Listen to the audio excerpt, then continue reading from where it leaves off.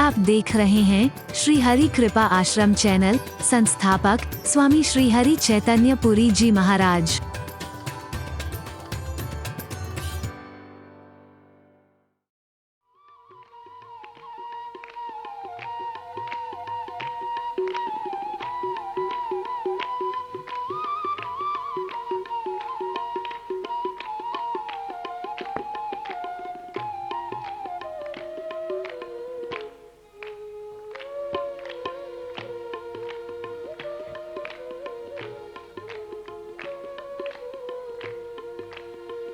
हिंदू मुस्लिम सिख ईसाई, हिंदू मुस्लिम सिख ईसाई, देख सभी हैं भाई भाई, देख सभी हैं भाई भाई, एक वही है बाप और माई, एक वही है बाप और माई, मत रख मन में वैर,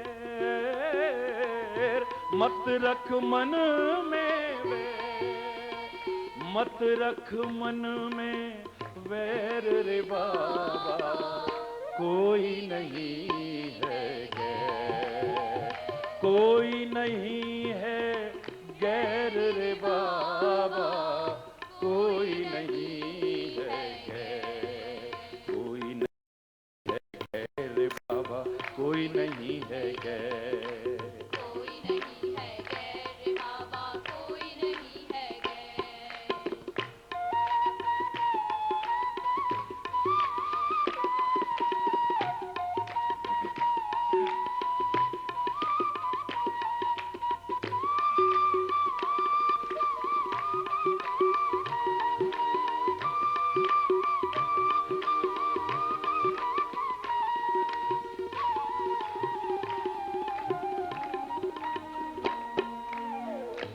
भारत के सब रहने वाले, भारत के सब रहने वाले, सारे विश्व को अपना घर मानते हैं हम,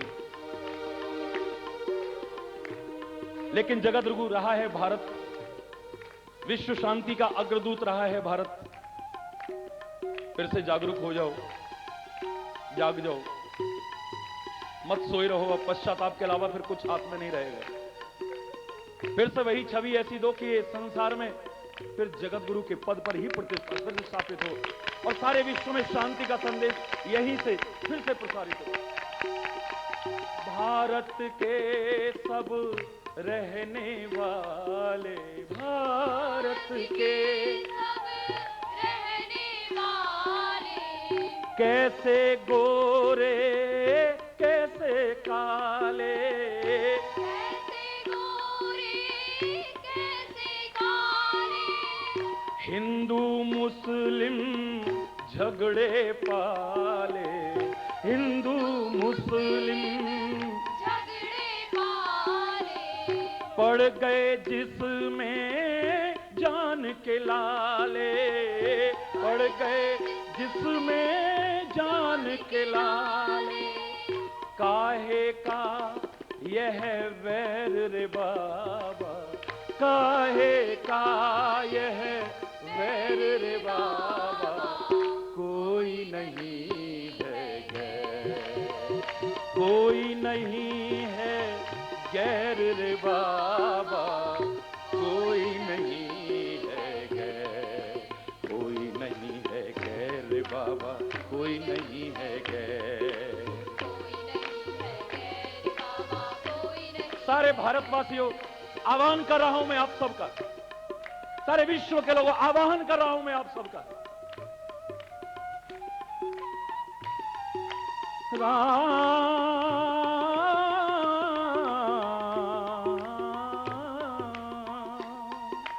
राम सिया राम सिया राम सिया राम, राम सिया राम सिया राम सिया राम, राम सिया राम सिया राम सिया राम,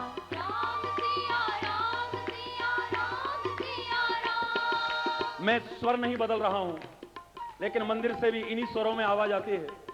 और मस्जिद से देखिए, अल्लाह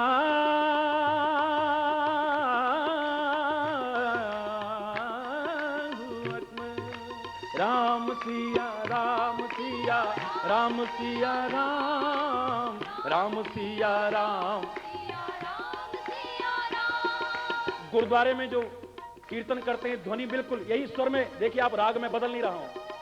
सतनाम सतनाम सतनाम जी, वाहे गुरु वाहे गुरु वाहे गुरु जी, बोलो सतनाम वाहे गुरु वाहे। काहे का यह वैर रे बाबा, कोई नहीं है गैर, कोई नहीं है गैर बाबा, कोई नहीं है गैर, कोई नहीं है गैर बाबा, कोई नहीं है गैर।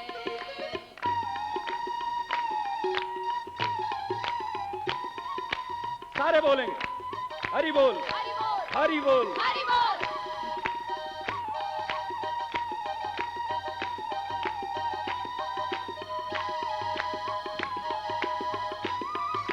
परमात्मा अलग अलग नहीं है, अब तेरे पर निर्भर करता है तुझे उसका कौन सा नाम अच्छा लगता है। माँ को तू मम्मी बोल ले, माता जी बोल ले, माँ बोई बोई बोल ले, ईजा बोल ले, बा बोल ले, अम्मी बोल ले, अम्मा बोल ले, मैया बोल ले, भाई बोल ले, जो बोलना चाहे बोल ले, पर है सब माँ। ठीक ऐसे ही राम समझ रहमान समझ ले, राम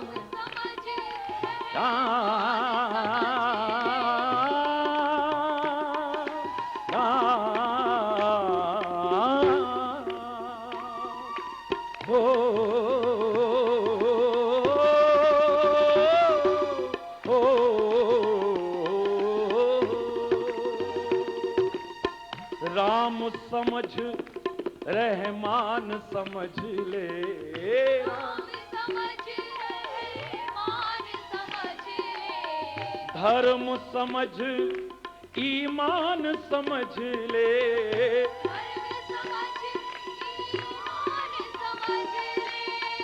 मस्जिद कैसा मंदिर कैसा,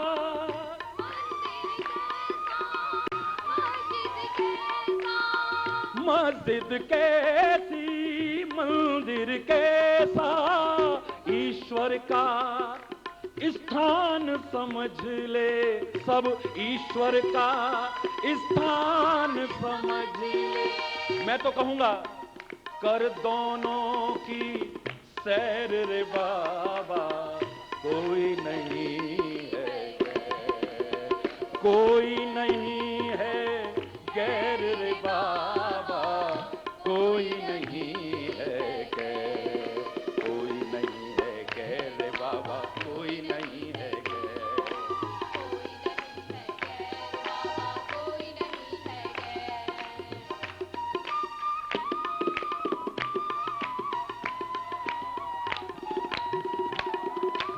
जय हो।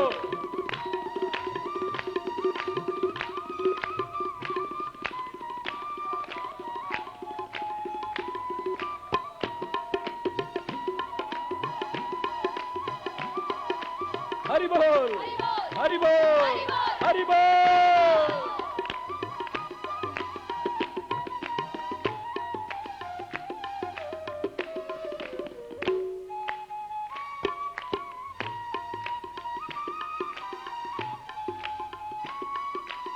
मैं तो आपका ही नहीं, जो तन पर राख लगा करके हिमालय में कंदराओं में निवास कर रहे हैं, मैं तो उनको भी बुला रहा हूं।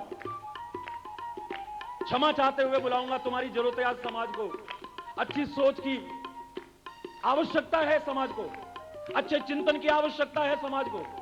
निकलो वहां से, आओ समाज के बीच और इन्हें भाईचारे का संदेश दो, सद्भाव का संदेश दो, प्रेम का संदेश दो, मानवता का संदेश दो, धर्म का सच्चा मर्म समझाओ इन्हें। कब सोचेगा? सोचेगा किस क्षण तू बाबा सोचेगा।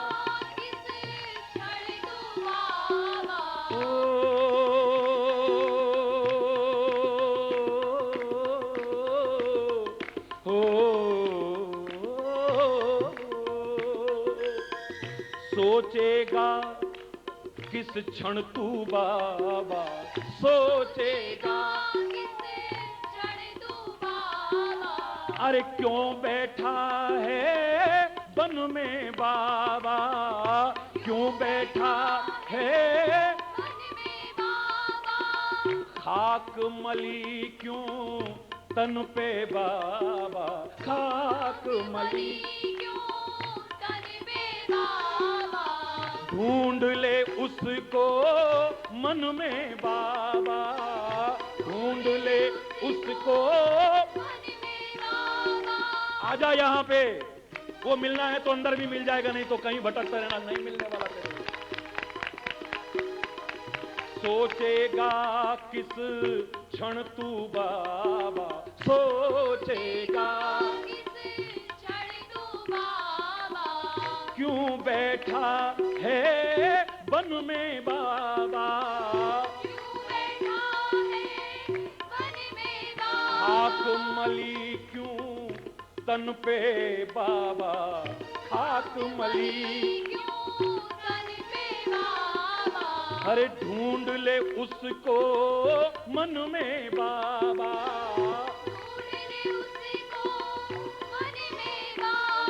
और मांग सभी की खैर रे बाबा, कोई नहीं है गैर, कोई नहीं है गैर रे बाबा, कोई नहीं है गैर, कोई नहीं है गैर रे बाबा, कोई नहीं है गैर।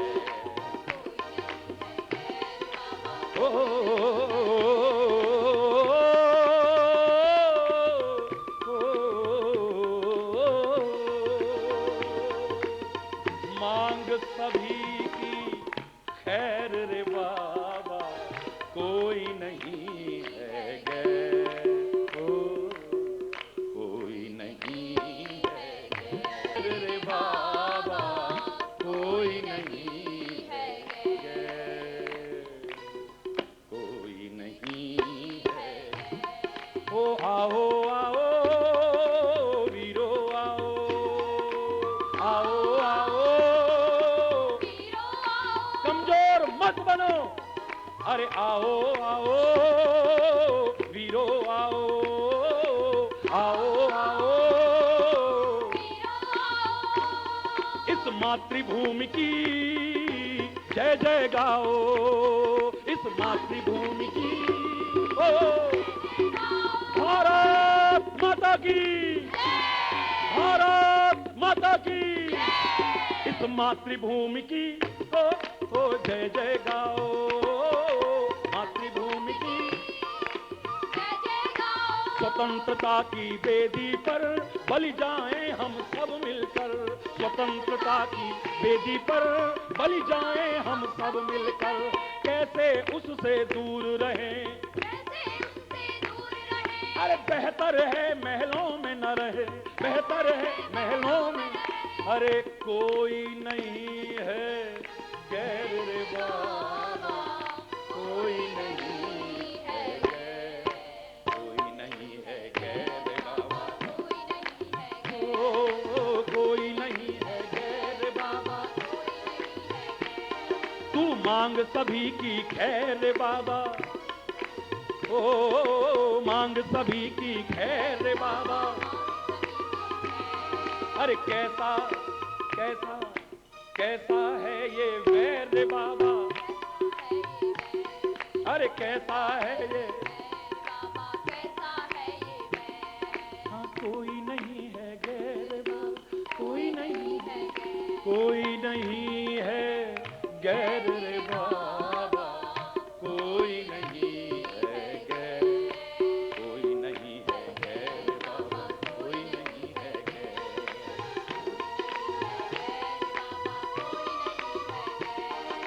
कोई नहीं है गैर बाबा।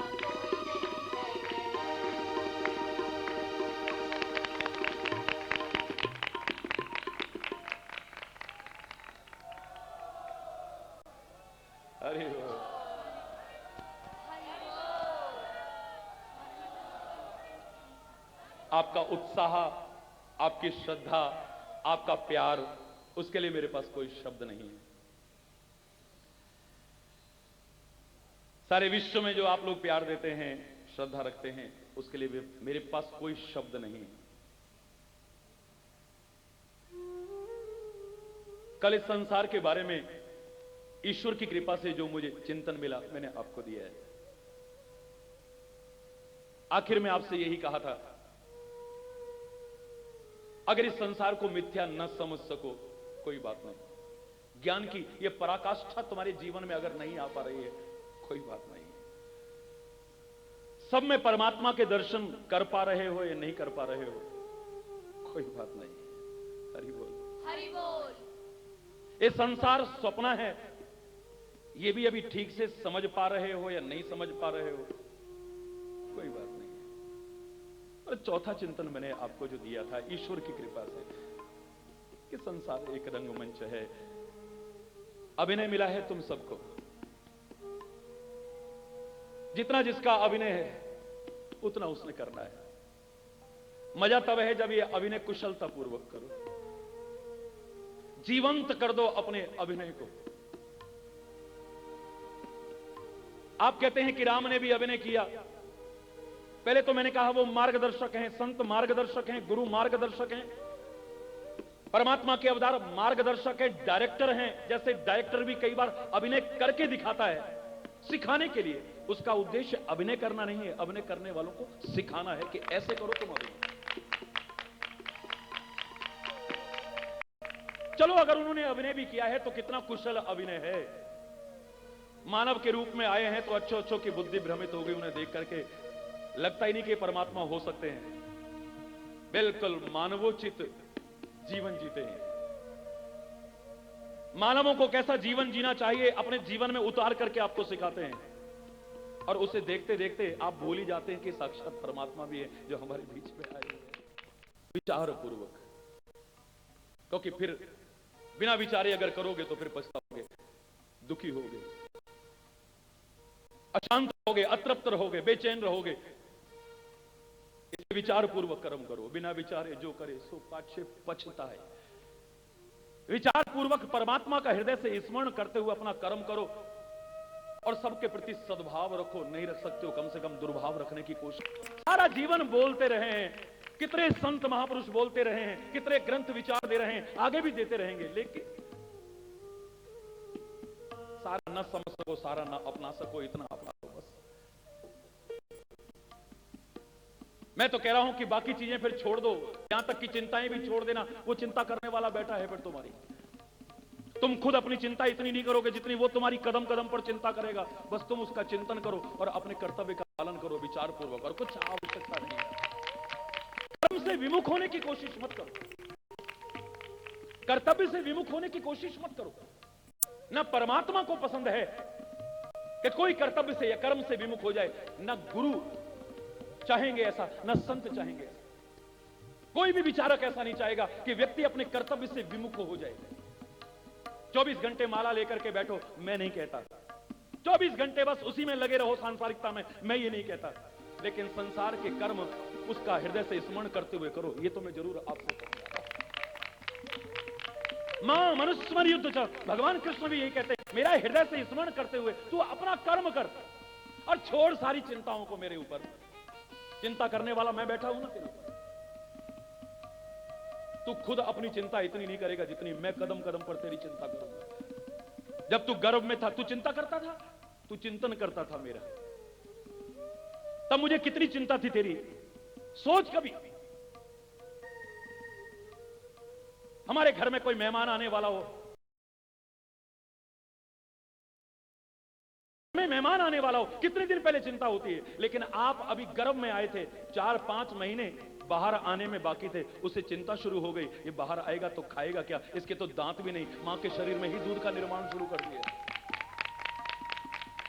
सोच करे कौन बात की मूर्ख, तू सोच करे ते कहा कर लेगो। दांत नहीं तब दूध दियो, अब दांत दिए हैं तो अन्न देगो। प्रतिपाल करे सिगरे जग को सो तो है कैसे विसार तो देगो, जान कुदेत अजान कुदेत जहान कुदेत सो तो कुदेत। जो सारी दुनिया का भरण पोषण कर रहा है, सारी सृष्टि का भरण पोषण कर रहा है, तेरे को छोड़ेगा नहीं। घबरा मत, तू अपना कर्म कर, बस अपने कर्तव्य पथ पर आरूढ़ हो जा। परमात्मा का हृदय से स्मरण करते हुए प्रवस्य नगर कीजे सब काजा, और हृदय राखी कौशलपुर राजा।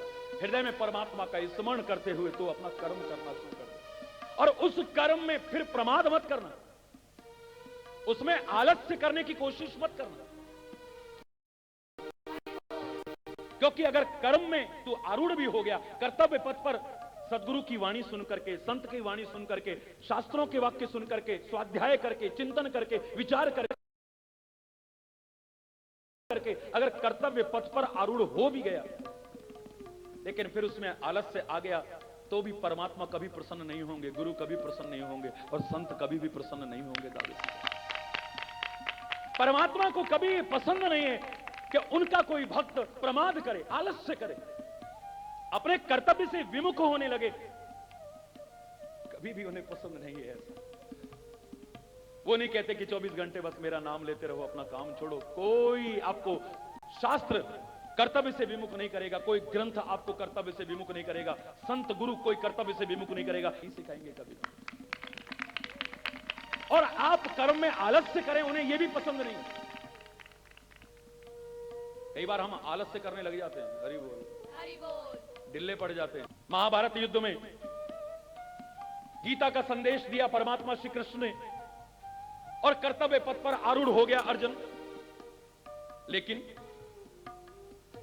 एक दिन ऐसा आया कि महाभारत युद्ध का 9वां दिन, कभी महाभारत में पढ़ने की कोशिश कीजिए। अब महाभारत का उस भीषण संग्राम का 9वां दिन चल रहा है। चलते चलते एक बार बता दूं वही बात जो हमेशा कहता हूं, महाराज जी संग्राम होना चाहिए या नहीं होना चाहिए? तो मैंने कहा था वो संग्राम तो परमात्मा करे, ना हो सबको सद्बुद्धि आए, वरना विनाश ही विनाश होगा। लेकिन संग राम जरूर रहे, मेरे भी रहे, आपके भी रहे, सबके रहे, परमात्मा संग अवश्य रहे।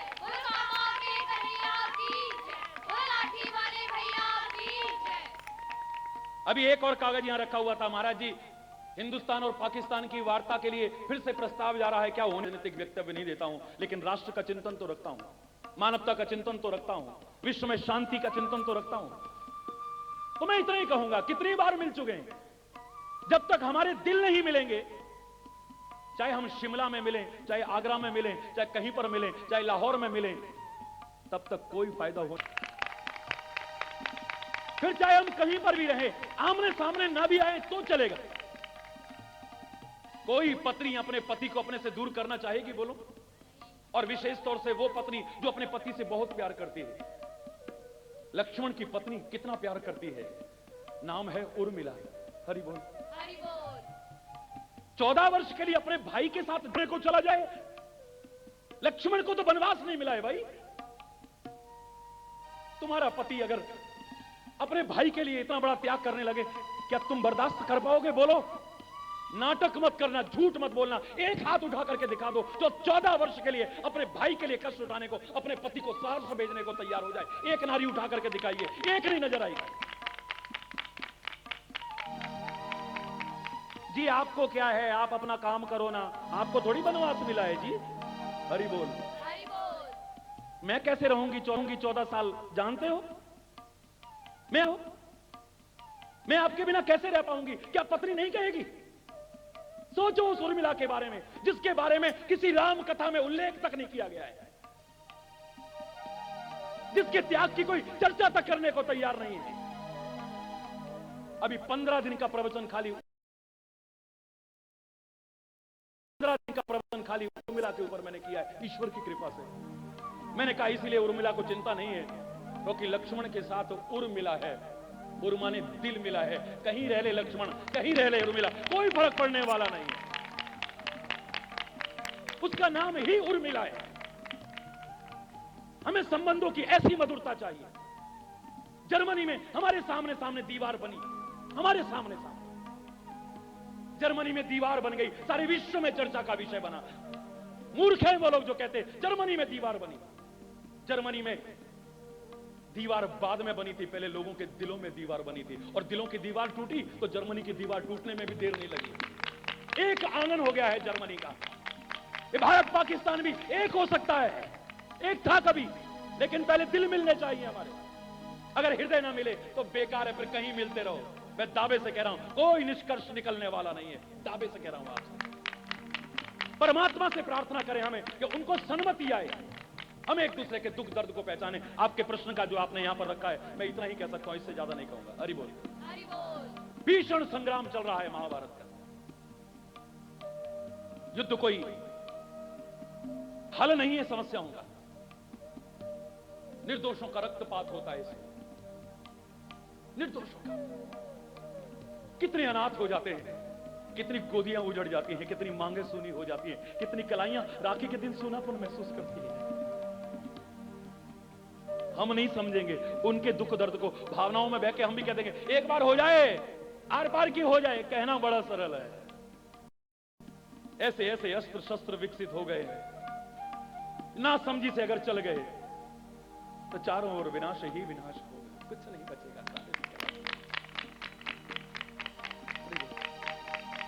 हमें तो संबंधों की मधुरता चाहिए, हमें संसार में कुछ ऐसा संदेश चाहिए जिससे हमारे दिल मिल जाए आपस में, धर्म के मर्म को हम ठीक से समझ सकें। हमें ऐसे समझाने वालों की आवश्यकता है।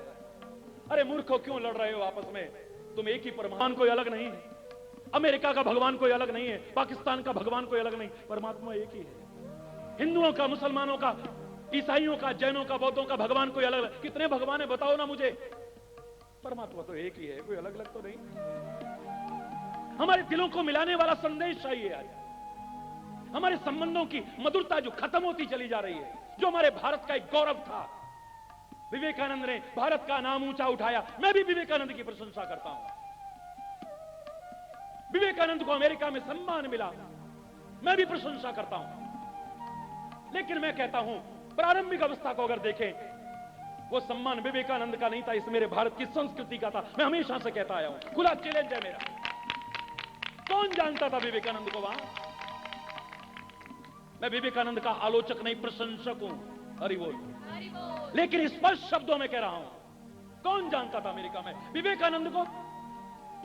यहां तक कि वो आमंत्रित भी नहीं था, जैसे तैसे जुगाड़ करके पहुंचा, लेकिन उस सम्मेलन में उसे समय नहीं मिला बोलने का। हरि बोल। फुटपाथ पर निगाह गई उस महिला की, धन्य है वो महिला। उस महिला को इतिहास कभी भूलेगा नहीं, जिसने इस भारत की संस्कृति के प्रचार प्रसार में हमें सहयोग दिया है। हम बार बार उसे धन्यवाद कहते हैं। वार्तालाप हुआ, मैं सारा प्रसंग नहीं सुना रहा, प्रभावित हुई, जैसे तैसे 3 मिनट का समय दिलवाया। बड़ी मुश्किल से लोगों ने तो मजाक उड़ाया था भगवे वेश देख करके। ओह व्हाट ए जेंटलमैन, मजाक उड़ाया था विवेकानंद का। लेकिन विवेकानंद हीन भावना से ग्रसित नहीं था। खुले शब्दों में कहता है, what's the definition of A gentleman? क्या परिभाषा है? लोगों से पूछने लगा जो मजाक उड़ा रहे थे रास्ते में। तुम्हारे यहां जेंटलमैन जो टोपी पहनता है, चश्मा लगाता है, सूट बूट पहनता है, उसे कहते होंगे। लेकिन हमारे यहां जो वह सचमुच जेंटल होता है, विनम्र होता है, उसे जेंटलमैन कहते हैं। हमारे यहां उसको जेंटलमैन कहते हैं। पूरे आत्मविश्वास के साथ मंच पर खड़ा होता है, गुरु का स्मरण करता है और बोलना शुरू करता है। अभी कुछ बोला तो है ही नहीं, तो प्रशंसा काहे की हो रही है? अभी विवेकानंद का ज्ञान तो किसी ने नहीं सुना है, उसका चिंतन तो किसी ने नहीं सुना है। विवेकानंद ने खाली इतना ही तो बोला, my dear brothers and sisters of America, मेरे प्यारे भाइयों और बहनों अमेरिका के। 15 मिनट तक हॉल तालियों से गूंजता रहा है वहां पर। 15 मिनट तक ये जो वहां पर उसकी जय जयकार होने लगी, प्रशंसा होने लगी, वो विवेकानंद के ज्ञान के कारण नहीं, भारतीय एकता के जो अपनत्व के रिश्ते हैं उनके कारण हो रही थी, और किसी वजह से नहीं। अमेरिका के लोग देख करके हैरान, हम अमेरिका वासी आपस में इतने प्यार के और मधुरता के संबंध नहीं रखते हैं। लेकिन दूर देश से आया एक व्यक्ति हम अमेरिका वासियों को अपना भाई बहन कह रहा है। अपनत्व के रिश्तों की संस्कृति है मेरे भारत में, और संबंधों की बहुत सुंदर मधुरता बनाए रखने की संस्कृति है मेरे भारत की, जहां पर बेटे को खाली बेटा नहीं समझा जाता है, मित्र समझा जाता है, बच्चों की भावनाओं की कदर की जाती है। आज चाहे हम इस संस्कृति से दूर भाग रहे हैं और उसी का कुपरिणाम, दुष्परिणाम हमें भोगने पड़ रहे हैं, जो हमारी औलादें गुमराह होती चली जा रही है। हम उन्हें अपनापन नहीं दे पाते हैं, हम उन्हें प्यार नहीं दे पाते हैं, मित्रवत व्यवहार नहीं दे पाते हैं, तो झूठे मित्रता की, झूठे प्यार की और झूठे अपनेपन की तलाश में भटक जाते हैं, गुमराह हो जाते हैं हमारे बच्चे। हमें सिखाया था कि अपने बच्चों को इतना अपनापन दो, इतना प्यार दो, इन्हें झूठे प्यार की तलाश में भटकना ना पड़ेगा, मित्रवत हो जाओ। अब इसे लड़का मत समझो, लड़की मत समझो, बेटा मत समझो, बेटी मत समझो, मित्रवत समझो, पुत्रम मित्रम समझो। और इतिहास में ऐसा उदाहरण है, वो दूसरा पात्र जिस पर मैंने 1 महीने के लिए प्रवचन रिकॉर्ड किया है अभी, जिसका रामायण में, कथा में कहीं भी उल्लेख इतना विस्तार से नहीं आता है। एक उर्मिला को पकड़ा है, जिसमें मैंने भाव लिया कि उर्म मिला है तो सब मिला है। फिर रह लो कहीं पर भी, आप कभी भी प्यार को कम होता हुआ नहीं देखेंगे, आपका प्यार निरंतर बढ़ता रहेगा अगर दिल मिला हुआ है तो, और दिल नहीं मिला तो कहीं साथ रह लीजिए। दूसरा जो पात्र, सुंदर पात्र, संबंधों की मधुरता सिखाने वाला, जिस पर आजकल मैं चर्चा कर रहा हूं, वो है सुमित्रा। कोई रामायण इसके बारे में ज्यादा चर्चा नहीं करती। इन महान चरित्रों को, जो भारतीय संस्कृति को उजागर कर रहे हैं, हमें सबके सामने लाना चाहिए। क्या भाव है? एक बेटा कहे कि मैं जंगल में जाना चाहता हूं 14 साल के लिए, मां के कलेजे पर क्या गुजरता है सोचो। चलो पत्नी की तो बात मैंने कह दी, उर्मिला है। एक मां, वो भी बुढ़ापे में जाकर के औलाद मिले है, और जिसे वनवास भी नहीं मिला है, अपनी सौत के लड़के के साथ में जंगल में भटकने को 14 साल के लिए चला जाए। एक मां के कलेजे पर क्या गुजरती होगी सोचिए आप। लेकिन श्री राम कहते हैं अगर तुम्हें मेरे साथ चलना ही है, पहले तो मना करते हैं, मैं कथा नहीं सुना रहा, 1 महीने का अलग से रिकॉर्ड किया है मैंने इसे, जिसे आप समय आने पर सुनेंगे। श्री राम कहते हैं अगर तुम्हें जाना इतना जरूरी है तो पहले मां की आज्ञा लेकर के आओ। बिना माता पिता की आज्ञा के कोई भी कदम उठाना, यह हमारी भारतीय संस्कृति के अनुरूप नहीं है। ठीक है, तुम मेरे को अपना माता पिता मानते हो, लेकिन जिसने जन्म दिया है उसका भी कोई अधिकार बनता है तुम्हारे ऊपर। जन्म दिया है उसने तुम्हें, जाओ अपनी मां से आज्ञा लेकर के आओ। शंकित हृदय से जाते हैं, शंकित हृदय से, पता नहीं, लेकिन पहली मां मैंने देखी है। जैसे ही लक्ष्मण कहता है कि मां, राम वनवास जा रहे हैं 14 वर्ष के लिए, मैं उनके साथ जाना चाहता हूं, मां तुम्हारी आज्ञा चाहिए। मां झिड़कती है, मां डांटती है, मां उलाना देती है, मां ताना देती है। कैसा प्यार करता है तू राम से। एक तरफ कहता है मेरे माता पिता गुरु सखा राम है, तो इस मां से आज्ञा लेने क्यों आया है? जाना, आज से सीता तेरी मां है और राम तेरा पिता है। क्या चला जाता? कौन मां होगी ऐसी बताइए? वही मां हो सकती है जो अपने बेटे के लिए इतना कुछ करने को तैयार हो जाए, जो सुमित्रा होगी, यानी अच्छी मित्र होगी। सु माने अच्छी मित्र होगी, फ्रेंडशिप का रिलेशन है जिसका मां का, जो सुमित्र है अपने बच्चों की, जो बच्चों की भावनाओं की कदर करती है। वो जानती है अगर मैं रोकूंगी तो रुकने वाला, बोलो ना, जब पता है रुकेगा नहीं, और फिर बुरी जगह तो जा नहीं रहा है, किसी बुरी संगति में तो जा नहीं रहा है, राम की सेवा में जा रहा है, मां जानकी की सेवा में जा रहा है, तो मेरे पास आज्ञा क्यों लेने आए हो? हे तात, विलंब मत करो, जाओ, आज से वैदेही ही तुम्हारी मां है और राम तुम्हारे पिता है, सौंपती हूं उनको, जाओ उनके साथ चले जाओ। ये हमारे संबंधों की मधुरता, ये हमारे संबंधों की गरिमा। मैंने एक बार बताया था कि बाहर भी संबंध होंगे, लेकिन अपनत्व के नहीं। हमारे भारत में अगर कोई विदेशी महिला भी आई है स्वामी विवेकानंद के साथ में हमने उसे भी सिस्टर निवेदिता कहा है, बहन कहा है उसे। हमने नहीं कहा कि ये विदेशी महिला है, अब इसे हम स्वीकार नहीं करते हैं, ये दूसरे धर्म और मजहब की आ गई, दूसरे राष्ट्र की आ गई, हम इसे स्वीकार नहीं करते हैं। जो मेरे संस्कृति के प्रति लगाव रखे जो भी आता है हम तो उसका स्वागत करते हैं, अपनत्व का रिश्ता जोड़ते हैं। हमारे देश में चाहे किसी और धर्म का प्रचार करने के लिए भी कोई आया, लेकिन हम उसे मदर टेरेसा कहते, हम उसे भी मां कहने में संकोच नहीं करते। यह है हमारे देश की संस्कृति।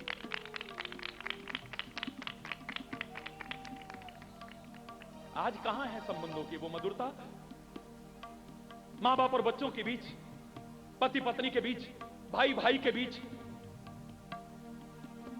आज हमें फिर से उस संदेश की आवश्यकता है जिससे संबंधों की मधुरता कायम हो सके, समाज में एक दूसरे के बीच संबंधों की मधुरता कायम हो सके।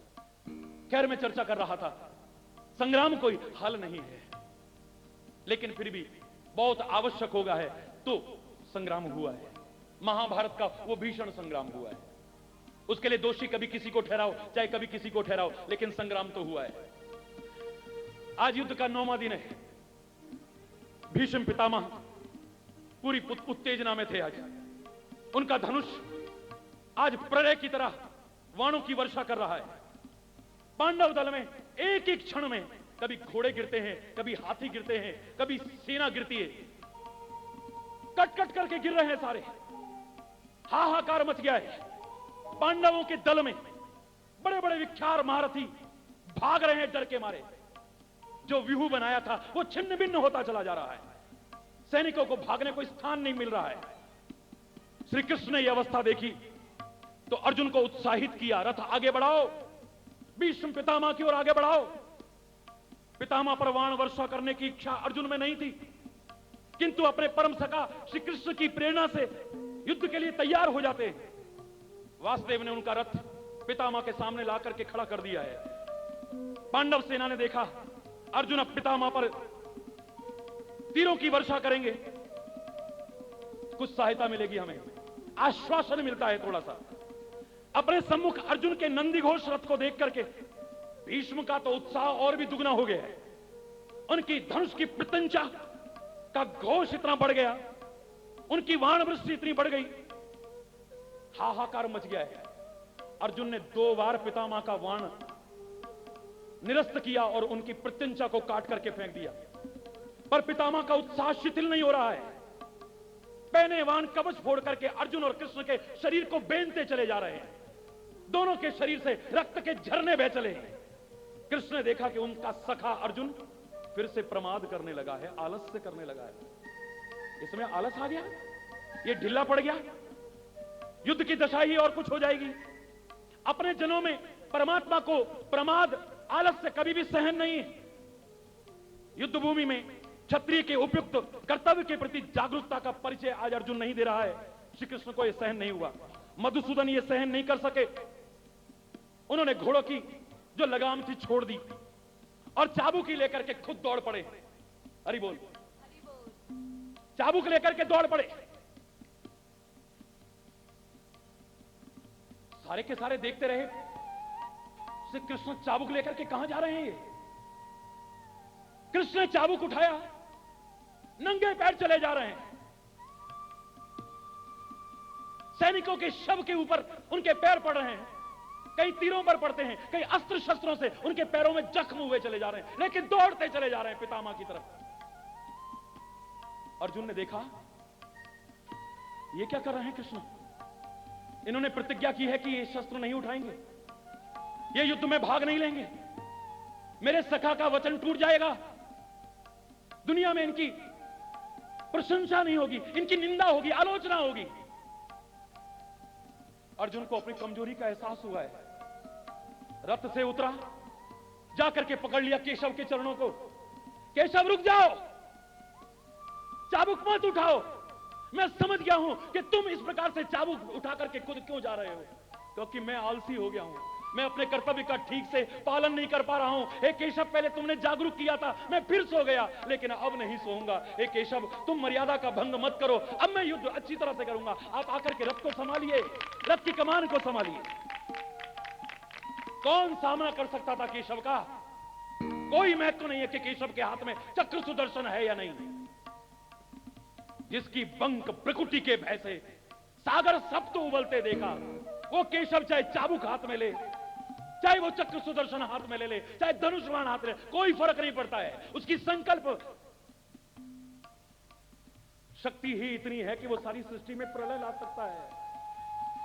कौन सामना कर सकता था?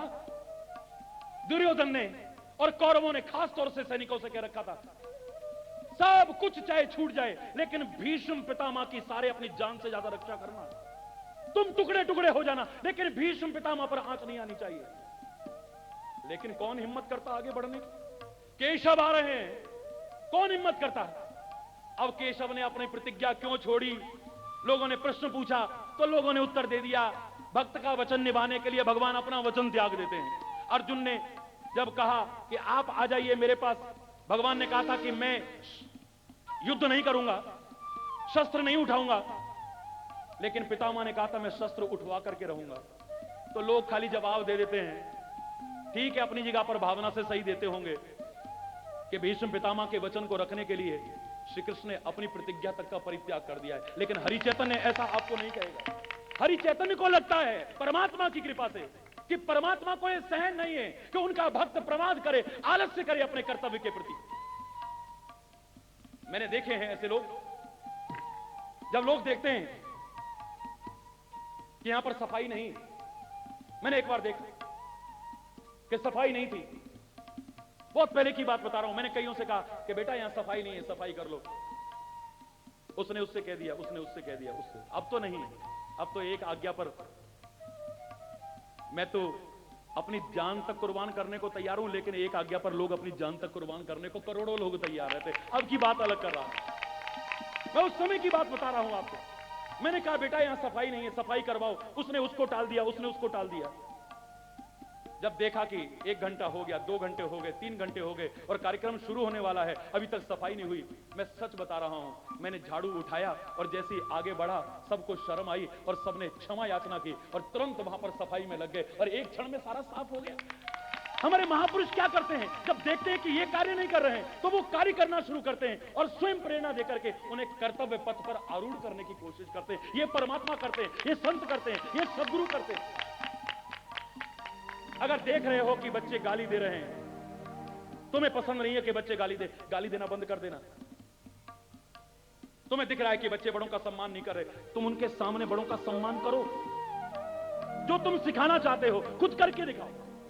भगवान कृष्ण में आलस्य नहीं है, इसलिए अपने भक्तों में भी उन्हें आलस्य सहन नहीं है। जब युद्ध की कमान संभाली, इतिहास आपके सामने है, एक एक तीर ऐसा चला है कि भीष्म पितामह के शरीर को छलनी कर दिया है। गिर पड़े हैं पितामह और उन्हीं तीरों की शैया के ऊपर लेट गए। एक ही क्षण के भगवान कृष्ण ने आरूढ़ किया है उस। कई लोग कह देते हैं महाराज जी हमारी नौकरी कोई और लगवा दो ना, यहां पर बहुत मेहनत करनी पड़ती है, सुबह जाते हैं हम 7-8 बजे और रात को आते हैं 9-10 बजे। मैंने कहा गलत जगह आ गए तुम, किसी और संत की शरण में जाओ, किसी और गुरु की शरण में जाओ। जब हरि चैतन्य आपके महाराज जी, आपके अपने महाराज जी 24 में से 20, 22, 23 घंटे तक मेहनत कर सकते हैं, तो उनके बच्चे अगर मेहनत से कतराए हैं तो मेरे बच्चे तो नहीं हो सकते। वो सोचिए, वो मेरे बच्चे कैसे? अपना कर्म करने से अगर आप दूर हटने की कोशिश करते हैं, अरे हमारे तो संतों ने भी यही संदेश दिया है, महापुरुष ने संदेश दिया है, परमात्मा ने यही संदेश दिया है। और मैंने तो शहीदों के जीवन को उठा के जब देखा, जिन शहीदों को मैं सदैव नमन करता आया हूं, जिनको लोग जानते हैं उनको भी, और उन करोड़ों लोगों को जिनका लोग नाम भी नहीं जानते, जो नीम के पत्थर बने हुए हैं और जिनके बल पर ये राष्ट्र की बिल्डिंग खड़ी है, वरना कब की चकनाचूर हो जाती है, उनको भी नमन करता आया हूं। राम प्रसाद बिस्मिल का उदाहरण मैंने पढ़ा, आश्चर्य हुआ, जिसकी फांसी में अब खाली आधा घंटा बाकी है। सोचो उसकी क्या दशा हो रही होगी। लेकिन राम प्रसाद बिस्मिल कसरत कर रहा है। किसी ने कहा बिस्मिल तुमको थोड़ी देर में फांसी लगने वाली है और तुम कसरत कर रहे हो? बोले खाली बैठने की आदत नहीं है ना, अब यहां कारागार में कोई और काम तो नहीं है, चलो लोग ये ना कहें कि निकम्मा निठल्ला होकर के मरा है, कुछ करते हुए जाना चाहता हूं, खाली बैठ करके नहीं जाना चाहता। कसरत कर रहा है, करते करते 10 मिनट बाकी रह गए। संदेश आ गया है कि लेकर के आया जाए, फांसी लगाई जा रही है। गीता उठा करके पढ़ रहा है। बंद किया पुस्तक को, नमन किया, परमात्मा का स्मरण किया।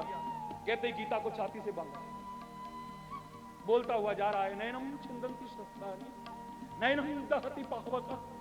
मुझे शस्त्र नहीं काट सकता, मुझे अग्नि नहीं जला सकती, मुझे वायु नहीं सुखा सकता, मेरा कुछ भी नहीं हो सकता। ए मां, बार बार अपने चरणों में मुझे बुलाते रहना, वंदे मातरम, वंदे मातरम कहता हुआ चल देता है। और कहते हैं जब बाहर जाने लगा है, ये सच्ची घटना, इतिहास उठा करके देखिए, को बना करके नहीं बोल रहा हूं। जब बाहर जाने लगा है, उस काल कोठरी से बाहर जाने लगा है, तो जो चटाई उसे दी गई थी लेटने के लिए, उस चटाई को फोल्ड करता है, एक किनारे पर रखता है। कहता है मेरे जाने के बाद कोई ये ना कहे पता नहीं कितना गंदा कैदी था जो इस जेल की, इस काल कोठरी को भी गंदा छोड़ के गया है। मैं यहां पर गंदा छोड़ करके कुछ नहीं जाना चाहता, अच्छा छोड़ करके जाना चाहता।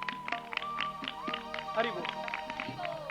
ये राष्ट्र है हमारा, ये राष्ट्र के शहीदों का चिंतन है हमारा, ये हमारे संतों महापुरुषों का चिंतन है, ये हमारे परमात्मा का चिंतन है। और ऐसे में अगर हम अपने कर्तव्य से विमुख होने लगे, अपने कर्म से विमुख होने लगे, तो हमारे बराबर मूर्ख और कौन होगा, सोचिए आप। मैं नहीं कह रहा कि आप मात्र कर्म में ही लगे रहिए, मैं कभी नहीं कहता। मैंने हमेशा कहा है कर्म, भक्ति और ज्ञान का सुंदर समन्वय स्थापित करो अपने जीवन में। हरि बोल, जोर से बोलो, और जोर से बोलो। कर्म, भक्ति और ज्ञान का सुंदर समन्वय, प्यारा समन्वय स्थापित करो। हमेशा मैंने आपसे कहा है कि मेरे चेहरे पर आंखें ना होती मैं जीवित रह सकता था ना, मेरे चेहरे पर कान ना होते मैं जीवित रह सकता था, खाली मुख होता, आंख और कान दोनों ना होते तो भी जीवित रह सकता था। लेकिन इन तीनों के रहते जो चेहरे का सौंदर्य है और जीवन का आनंद है, वो खाली मुख के द्वारा नहीं हो सकता है। ठीक ऐसे ही न करूं मैं परमात्मा की भक्ति, न हो मेरे जीवन में ज्ञान को स्थान, मात्र कर्म करते हुए, चाहे जो कर्म करते हुए, चाहे जैसे कर्म करते हुए जीवन तो व्यतीत कर सकता हूं मैं, लेकिन जीवन के सौंदर्य का विकास और जीवन का आनंद कर्म, भक्ति और ज्ञान के सुंदर समन्वय से जो हासिल कर सकता हूं, मात्र कर्म करते हुए नहीं कर सकता हूं मैं कभी। काम करते रहो, नाम जपते रहो,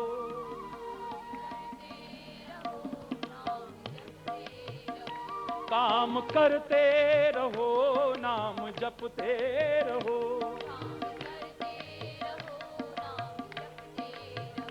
पाप की वासनाओं से बचते रहो, पाप की वासनाओं से बचते रहो, पाप की। नाम गंगा में गोते लगाते चलो, नाम गंगा में गोते लगाते चलो, कृष्ण गोविंद गोपाल गाते चलो, कृष्ण गोविंद, हाँ कृष्ण गोविंद गोपाल गाते चलो, कृष्ण। काम करते हुए नाम लेना असंभव तो नहीं पर इतना सरल भी नहीं है। हरि बोल।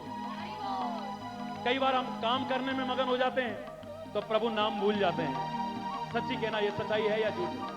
सच बोलो, होता है ना? हरि बोल।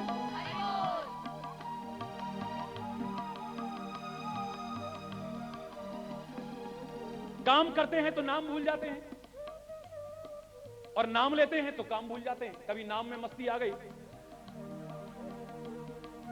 तो काम धंधा ही भूल जाते हैं, फिर होश ही नहीं रहता है हमें। काम करते हुए नाम लेना इतना सरल, बोलो ना, कहना बहुत सरल है, काम करते रहो नाम।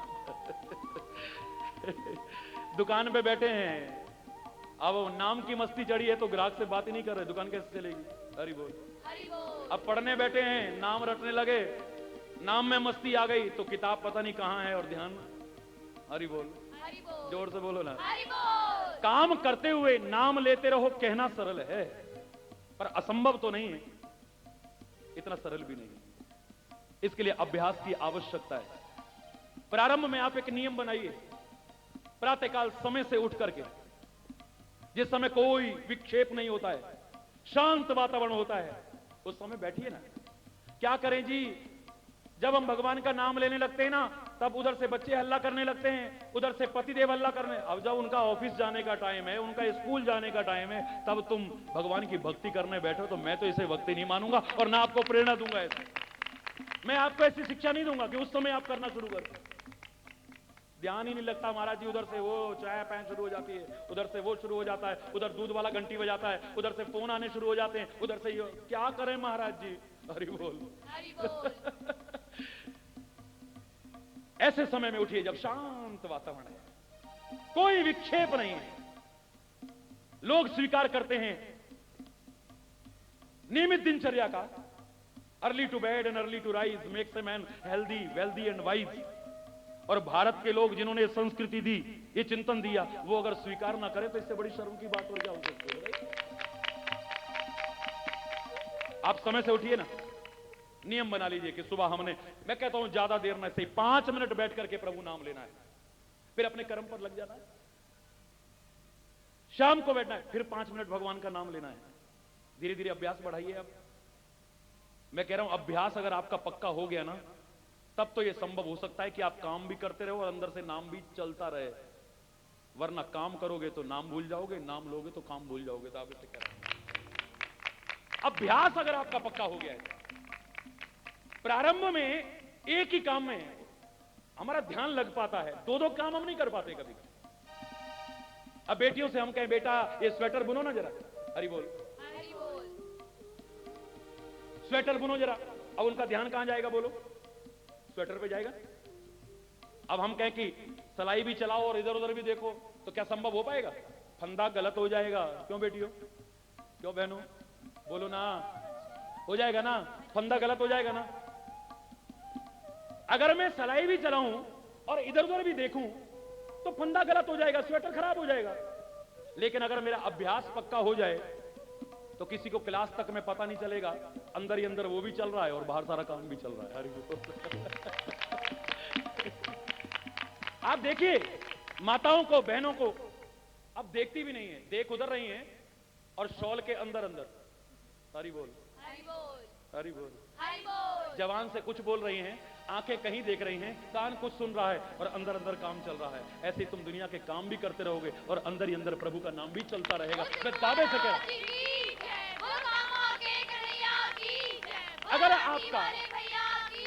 अगर आपका अभ्यास परिपक्व हो जाता है, आपकी मन की चंचलता पर नियंत्रण हो जाएगा, आपकी ध्यान की एकाग्रता बढ़ने लगेगी और आप एक साथ कर्म करते हुए हृदय से परमात्मा का स्मरण कर सकते हैं। फिर यह संभव है आपके लिए। प्रारंभ से अगर मैं किसी बेटी से कहूं कि बेटी सिर पर एक मटका रखो और जरा यूं करके दिखाओ तो हरि बोल, हरि बोल, हो जाएगा क्या? लेकिन राजस्थान का वो नृत्य देखिए आप, मटके के ऊपर मटका, मटके के ऊपर मटका, मटके के ऊपर 26-27 मटके रख करके नृत्य करते तो मैंने अपनी आंखों से देखा है। 26-27 कितना ऊंचा हो गया होगा, लेकिन कोई मटका गिरा नहीं और कोई जॉइंट नहीं था बीच में। आज अभ्यास करते करते इतना अभ्यास दृढ़ हो गया है कि अंदर से तो ध्यान उसके बैलेंस पर है और बाहर वो नृत्य भी कर रही है, सब कुछ कर रही है, देख रही है इधर, उसके किसी काम में कोई बाधा नहीं आ रही। अब यह संभव हो गया है। प्रारंभ में मैं किसी से कहूं जिसको स्कूटर चलाना नहीं आता, मोटरसाइकिल चलानी नहीं आती, साइकिल चलानी नहीं आती, कार चलानी नहीं आती, उससे कहूं बेटा हाथ छोड़ करके इधर उधर देखते हुए जरा साइकिल चला के दिखाओ। बोले अंकल कौन से जन्म की दुश्मनी है हमसे, क्यों दुनिया में रहना हमारा आपको अखर रहा है क्या? अरे अभ्यास पक्का अगर हो जाए तो आप देखेंगे हाथ भी छोड़ देते हैं, इधर उधर भी देखते हैं, बातें भी करते रहते हैं और गाड़ी भी चलती रहती है, कोई दिक्कत नहीं आती। यह अभ्यास की परिपक्वता का परिणाम। और मैं तो कह रहा हूं कि संत महापुरुष, उनको अब कोई कर्म करने की आवश्यकता नहीं। क्या कर्म शेष है उनके लिए? कर्म की हो स्वरूप ही चीने, क्या कर्म शेष है? लेकिन फिर भी कर्म करते हैं। आपके महाराज जी खाली नहीं बैठते। हरि बोल, जोर से बोलो ना। और संतों महापुरुषों के जीवन चरित्र को उठा के देखिए, वो कभी भी निठल्ले नहीं बैठेंगे, खाली नहीं बैठेंगे, कुछ ना कुछ करेंगे। करते हुए तब प्रेरणा देते हैं जिन्हें सच्चे अर्थों में हम समाज का मार्गदर्शक मानने को तैयार हो सकते हैं। उनकी कथनी और करनी में अंतर नहीं होगा। वो अगर आपसे कहते हैं कि कर्म करिए, तो वो स्वयं भी कर्म करते हैं, कर्म से विमुख नहीं होते हैं, जबकि उन्हें कर्म करने की कोई आवश्यकता नहीं है। अब उन्हें माला लेकर के जब करने की आवश्यकता है, गुरु नानक देव के हाथ में माला देखी हमने, जगत गुरु शंकराचार्य के हाथ में माला देखी। क्या अभी तक कबीर के शब्दों में उनसे ये कह सकते हैं हम, कर का मन का डार के मन का फेर, माला फेरत जुग गया गया ना मन का फेर? क्या इस लायक है वो अभी?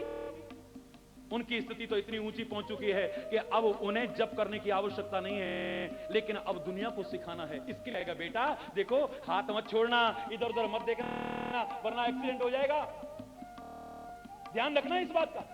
सकते हो कि महाराज जी जब आएंगे, देखना बरेली में क्या मौसम होगा। और आपने देखा 7 तारीख को लोग सोच रहे थे कि आज रात को कंबल तो नहीं ओढ़ने पड़ेंगे, इतना ठंडा हो गया था।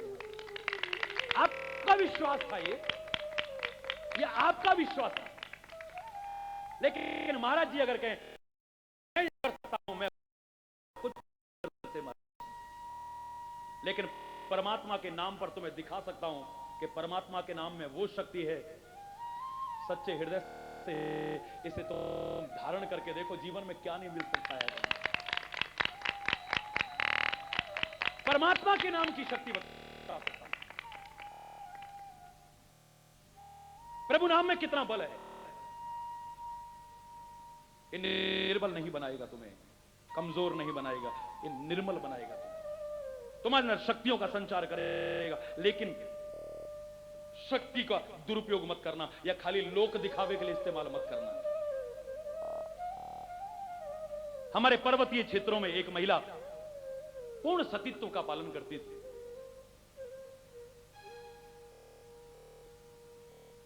आज तो सती की परिभाषा तो लोग यही करने लग गए हैं, जो जल करके खाक हो जाती है उसे सती कहते हैं। मेरे देश का चिंतन ये नहीं है। जल करके खाक होने वाली को सती नहीं, जो अपने सतीत्व की रक्षा करती है वो सती, जो अपने चरित्र की रक्षा करती है वो सती, जो अपनी मर्यादाओं की रक्षा करती है वो सती। जलने वाली सती को महिमा मंडित करना इस मंच का काम नहीं है। हमें उन सतियों की आवश्यकता है। हम सीता को सती कहते हैं, वो जल करके खाक नहीं हुई है। हम अनसुईया को सती कहते हैं, वो जल करके खाक नहीं हुई है। हम सावित्री को सती कहते हैं, वो जल करके खाक नहीं हुई है। लेकिन इन्होंने सतीत्व का पालन किया है, पातिव्रत धर्म का पालन किया है, अपनी मर्यादाओं का पालन किया है। इनके सामने तो भगवान भी बोना पड़ जाता है, भगवान भी छोटा पड़ जाता है। वो शक्ति मिलती। जालंधर जीता नहीं जा रहा। क्यों नहीं जीता जा रहा जी? बोले उसकी पत्नी बड़ी पतिव्रता है, उसकी ताकत उसे मिल रही है। हरि बोल, हरि बोल। मेघनाद मारा नहीं जा रहा क्योंकि उसकी पत्नी बड़ी पतिव्रता है, उसकी ताकत उसे मिल रही है। हरि बोल, हरि बोल। जोर से बोलो, हरि बोल। सतीत्व कोई साधारण चीज नहीं है। तो हमारे पर्वतीय क्षेत्रों की एक महिला पूर्ण सतीत्व का पालन करती थी, सतीत्व की रक्षा करती थी, मर्यादाओं का पालन करती थी, पातिव्रत धर्म का पालन करती थी। हरि बोल, हरि बोल। उसके अंदर शक्ति आई, सचमुच शक्ति का प्रवेश हुआ। नाटक करने वाली शक्ति नहीं, देवी आ गई, देवता आ गया, ये नाटक और ढोंग करने की आवश्यकता नहीं। मैं तो ऐसे लोगों से कहता हूं, हम तो तुम्हें 24 घंटे देवियां मानते हैं, ये 2 मिनट का नाटक करने की कोई आवश्यकता नहीं है। हम तो 24 घंटे भारत की महिला को मैं तो देवी मानता हूं, और हम तो पूजा करने में भी संकोच नहीं करेंगे। यत्र नारस्तु पूज्यते रमन्ते तत्र देवता। यहां उसके लिए नहीं कहा जो मुंडी हिलाए खाली। यहां नारी का सम्मान है, जहां नारी की पूजा है वहां पर देवताओं का निवास बताया है, क्योंकि देवी तुल्य माना है। आप नाटक करने की आवश्यकता क्या है? कोई बोला जी नहीं उसके अंदर ये आता है। मैंने कहा फिर भेजो सबको बॉर्डर पे, इनके हाथ में वो दे करके खड़ग वगैरह और करें सारे दुश्मनों का संग। हरि बोल, हरि बोल, हरि बोल। यहाँ खाली नाटक करके दुनिया को डराने के लिए और उसके लिए इस्तेमाल करें, इससे बेहतर है ना वहां पे उपयोग करो ना इनका। हरि बोल, हरि बोल। मेरी बात बुरी लगे तो मैं क्षमा चाहूंगा, पर कहूंगा जरूर। मेरा उत्तरदायित्व बन जाता है यहां बैठ करके जो उचित है कहें। पर्वत क्षेत्र की वो महिला